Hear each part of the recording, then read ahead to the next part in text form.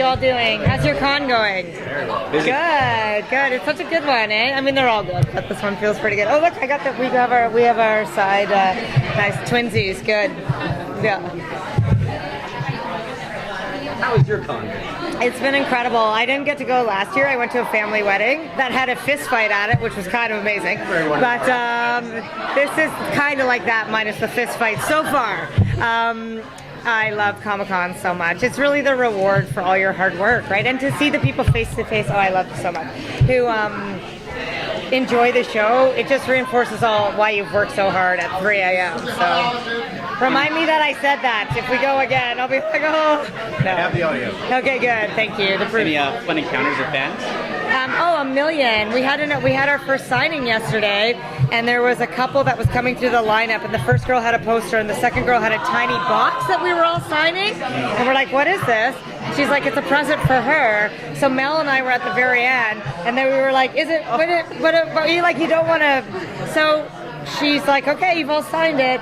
She proposed to her girlfriend. She got down on one knee and proposed. I like bawled. I'm very tired. But and the girlfriend was super surprised. It was so amazing. So that was pretty unique. I mean, really, what's a more romantic place on earth than the Wynonna Earp signing line, though? But it was pretty incredible. People back at the line cheering. Exactly. We did something really fun too. We're really known for our live tweets on the show every Friday night. We all got together. So there was a group of fans who were meeting at a hotel to live tweet. So all the cast and I showed up and we live tweeted with them. Oh. So that was pretty fun. So it was really fun though. We love them. We're not very cool. We kind of wear our hearts on our sleeves. We really love our fandom, and we wouldn't be here without that fandom. So yeah. So going back to this, when you mentioned the spice as well, how does things like family dynamics kind of form anything on the show at all? Really are very, very, very tight. Yeah. Very similar to each other, but sometimes they do disagree. Yeah. You know, things that might have happened.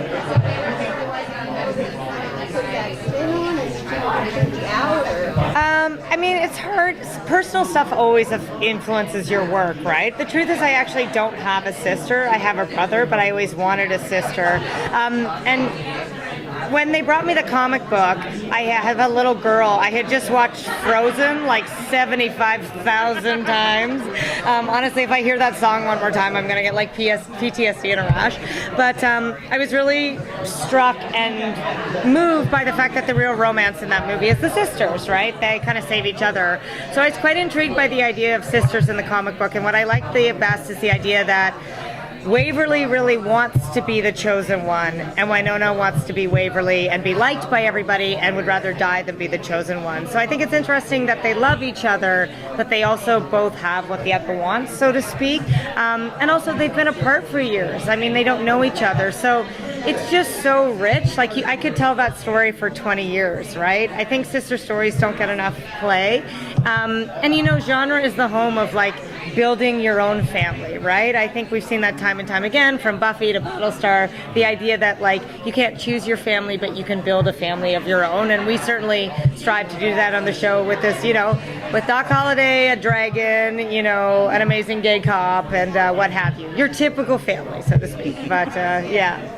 What kind of have before you started writing the show?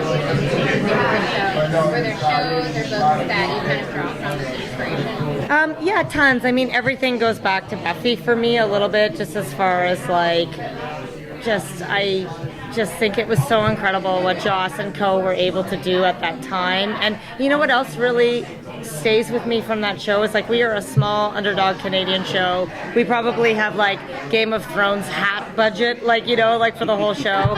But like Buffy, and you're like, there are no hats, and I'm like, that's my point.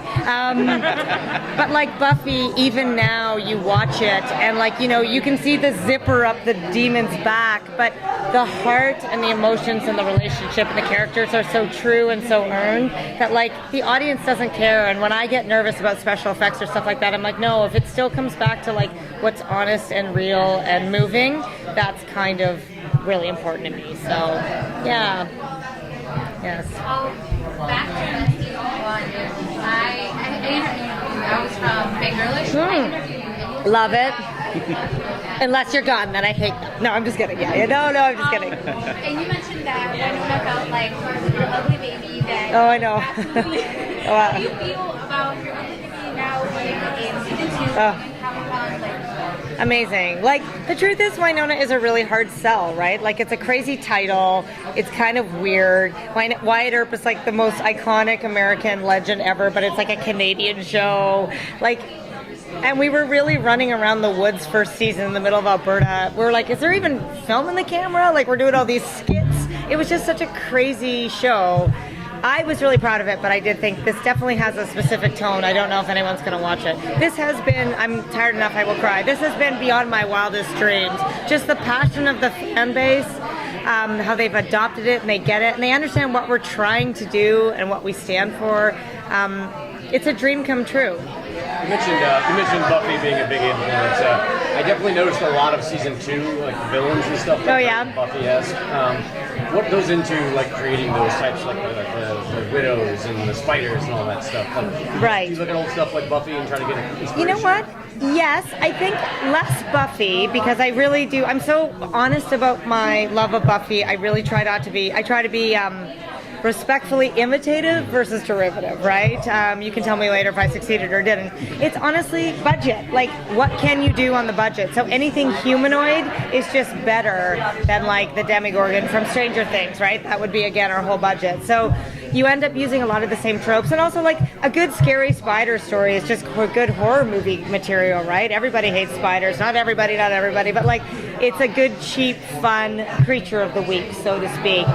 The widows we definitely built backwards because they're going somewhere and they're very important characters. So any homage is just that. But I think a lot of it is just common genre tropes, and a lot of that comes from both comics too. Like, really, Wynonna is a Monster Squad hunter, so every type of creature appears in the comics: werewolves, vampires, zombies, but with a twist. So thank you so much, guys. Enjoy this beautiful cast. Okay, bye. Thank you.